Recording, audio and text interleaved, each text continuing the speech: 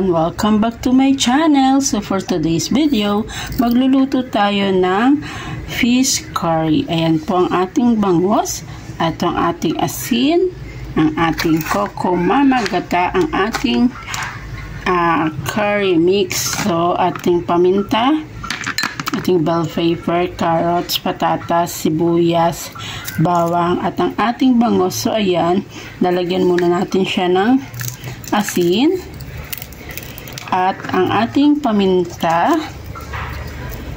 Yan, babaligtarin lang natin. Nabaligtad na natin siya at lalagyan natin siya ng asin uli at ang ating paminta. So na-boneless ko na po ito.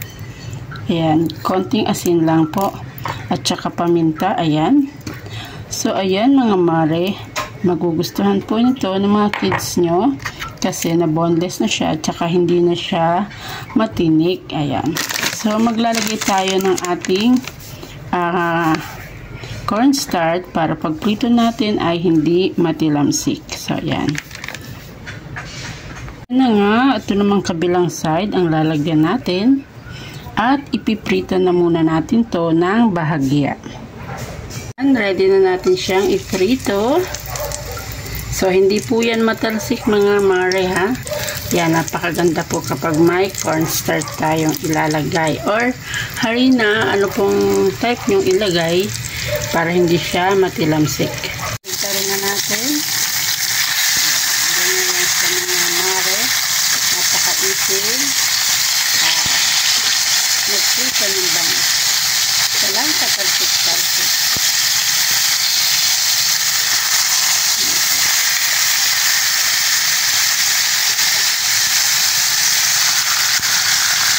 Ito na natin ating bangos. Ito naman ang ating ilalagay.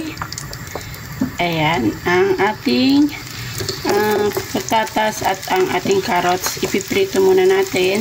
Sunod natin ilalagay ang ating mga sibuyas, bawang. Kapag naprito na itong mga patatas at carrots. Nahiwa na natin ang ating bell pepper, ang ating sibuyas, ang ating bawang, at naprito na natin ang ating carrots at patatas. So, ready na tayong maggisa uli ng panibagong mantika. So, ayan. Lagay tayo ng konting mantika, olive oil, ating bawang,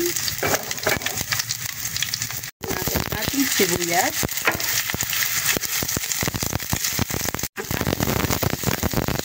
patay-patay lang na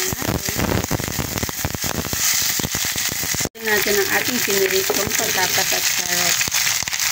Na rin natin ang ating piniritong bangos. Ready na siya.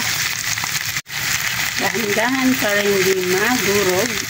Lagyan na natin ang ating piniritong bangos. So mag-a-add na tayo ng Coco Mama Fresh Gata. Coco Mama Fresh Gata.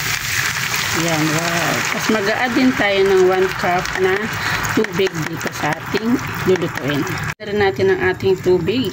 Ayan, wow. Kakaiba ito mga mare. Tayo ng ating, ayan, curry mix. Ayan. So matutunaw naman yan kaya okay lang siya mga mare. Ayan. Tayo ng konting salt at ang ating seasoning. So ayan.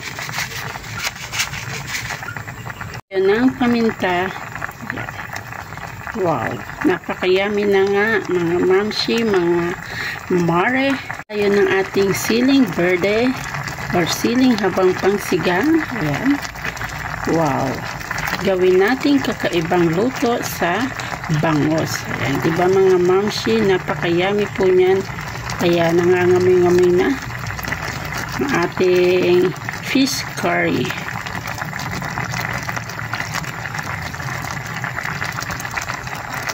Na nga mga mare, nakaluto na tayo ng fish curry. Sana po ay nag-enjoy kayo sa aking video at kung bago ka pa lang po sa aking channel, don't forget to like, share, and subscribe. Maraming pong salamat. Thank you for watching. Magandang buhay.